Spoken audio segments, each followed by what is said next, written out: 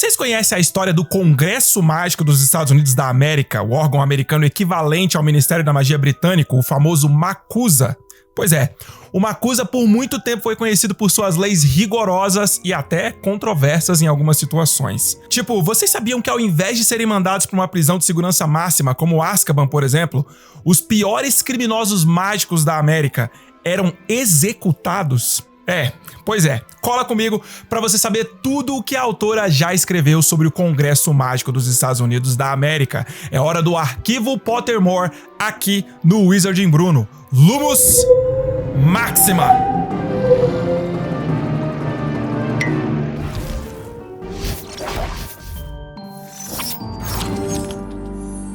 E aí, meus bruxos? Bruno Santiago aqui, vocês estão no Wizarding Bruno, sua inesgotável fonte de magia. Está no ar mais um episódio do Arquivo Pottermore, a série de vídeos onde eu traduzo e apresento os textos originais da autora J.K. Rowling, publicados no antigo site Pottermore e agora disponíveis no site oficial do Wizarding World. E nesse episódio aqui eu vou traduzir e apresentar para vocês o texto O Congresso Mágico dos Estados Unidos da América, MACUSA, que foi escrito pela autora J.K. Rowling e publicado no Pottermore em 8 de outubro de 2016.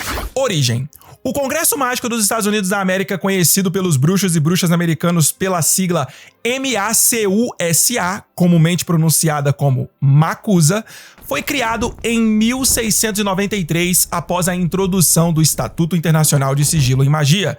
Bruxos em todo o mundo chegaram a um ponto de inflexão, suspeitando que poderiam levar vidas mais livres e felizes se construíssem uma comunidade escondida que oferecesse seu próprio suporte e tivessem suas próprias estruturas.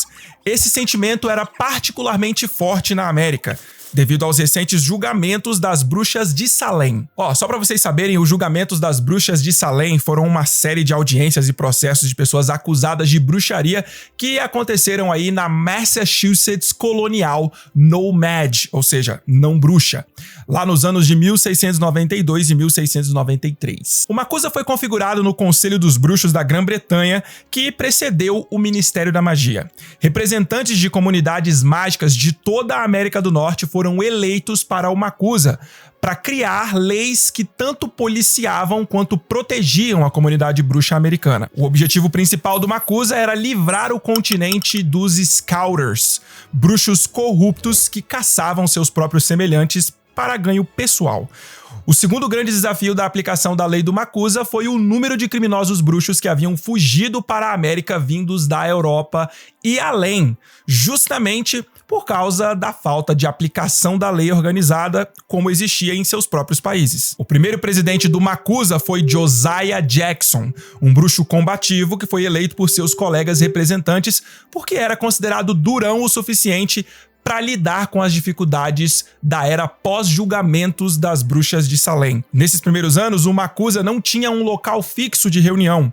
As reuniões eram realizadas em diferentes locais para evitar a detecção dos nomads. A aplicação da lei. A prioridade imediata do presidente Jackson foi recrutar e treinar aurores. Os nomes dos primeiros 12 voluntários a se tornarem aurores nos Estados Unidos ocupam um lugar especial na história bruxa dos Estados Unidos. Eram tão poucos e os desafios que eles enfrentavam eram tão grandes que eles sabiam que poderiam ter que sacrificar suas vidas ao aceitar o trabalho. Os descendentes desses bruxos e bruxas têm sido particularmente respeitados nos Estados Unidos desde então.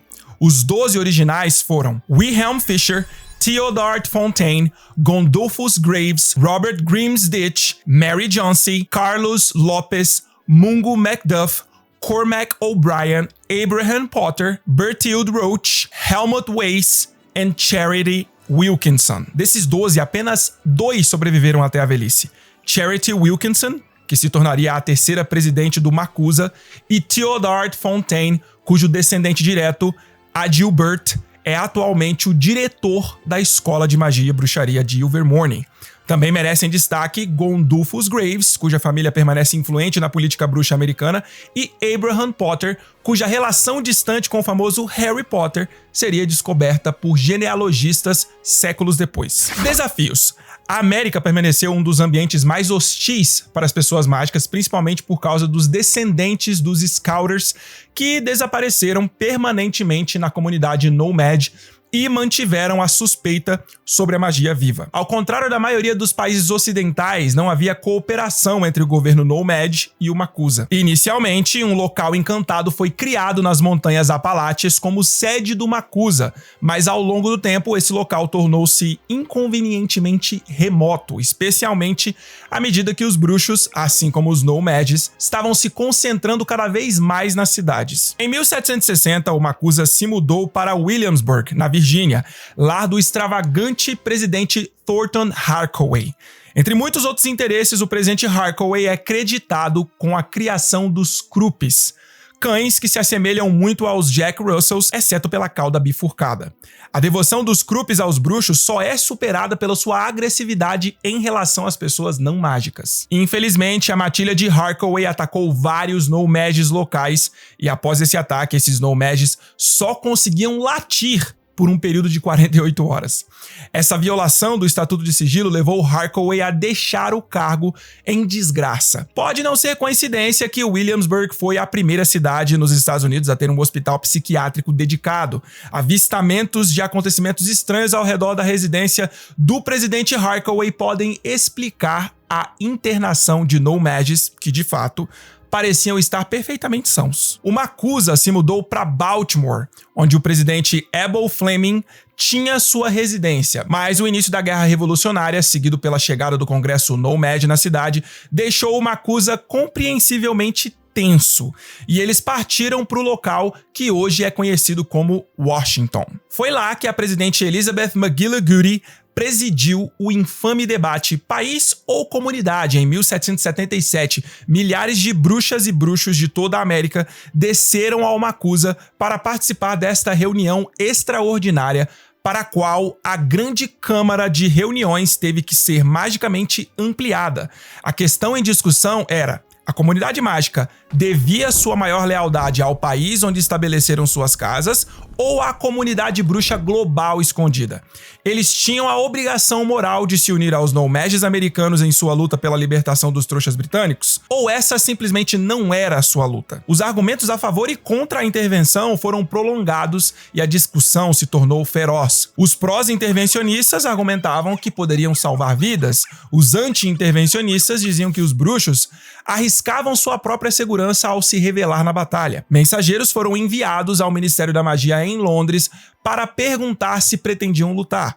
Uma mensagem de 5 palavras retornou: fiquem de fora da batalha. A famosa resposta de McGillicuddy foi ainda mais curta: vocês também. Embora oficialmente os bruxos e bruxas americanos não se envolvessem na batalha, extraoficialmente houve muitas intervenções para proteger os vizinhos Nomads, e a comunidade bruxa celebrou o Dia da Independência junto com o resto da sociedade americana, embora não necessariamente ao lado deles. Uma das leis mágicas americanas mais significativas foi criada em 1970, quando o Makusa aprovou um decreto para impor a segregação total das comunidades bruxas e Nomads. A Lei Rappaport, nomeada em homenagem à então presidente Emily Rappaport, foi criada como resultado de uma das piores violações do Estatuto Internacional de Sigilo já conhecidas, uma violação na qual a filha do tesoureiro do Makusa e um descendente de Scouter quase expuseram a existência da magia mundialmente. Com a aprovação da Lei Rappaport, o casamento e até mesmo a amizade entre bruxos e Nomads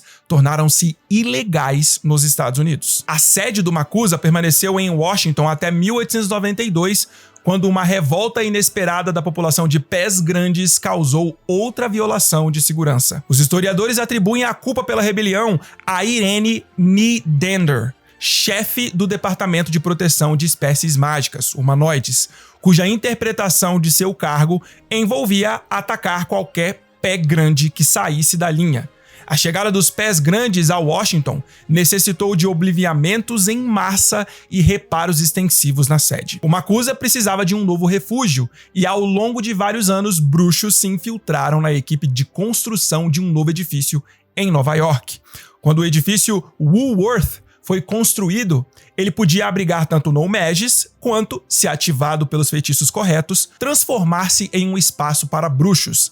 A única marca externa da nova localização secreta do Makusa era uma coruja esculpida sobre a entrada. Makusa nos anos 1920.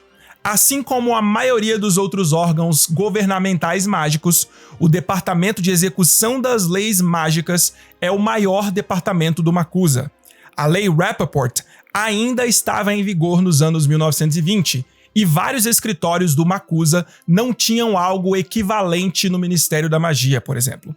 Uma subdivisão lidando com a fraternização No-Maj e um escritório que emitia e verificava permissões de uso de varinhas que todos os cidadãos e visitantes deveriam portar dentro dos Estados Unidos. Uma diferença significativa entre os governos bruxos dos Estados Unidos e do Reino Unido dessa época era a pena para crimes graves. Enquanto bruxos e bruxas britânicos eram enviados para Azkaban, os piores criminosos na América eram executados. Nos anos 1920, a presidente do MACUSA era Serafina Pickery, de Savannah.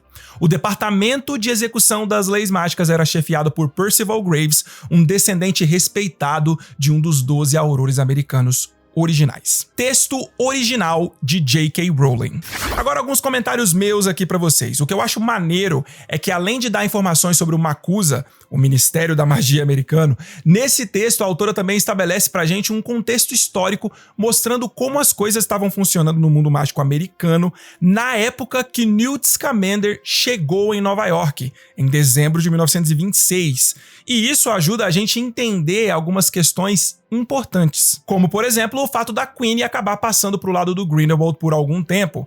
Ela não concordava com a Lei Rappaport, que proibia os bruxos de se casarem com alguém da comunidade não mágica, ou até de ser amigo, né, de alguém não bruxo. E isso explica também o porquê dela ter enfeitiçado Jacob e levado ele pra Inglaterra para que eles pudessem se casar lá, já que nos Estados Unidos eles não conseguiriam. E aí a Queenie, numa última medida desesperada, acaba se unindo a Grindelwald, porque o Bruxo das Trevas tinha prometido que os bruxos seriam livres para amar e viver com os No-Maj se eles quisessem.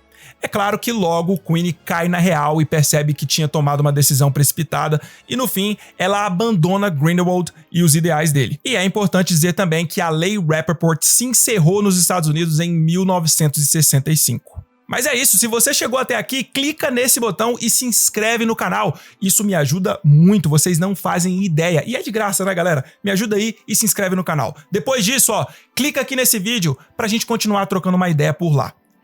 Accio Nox!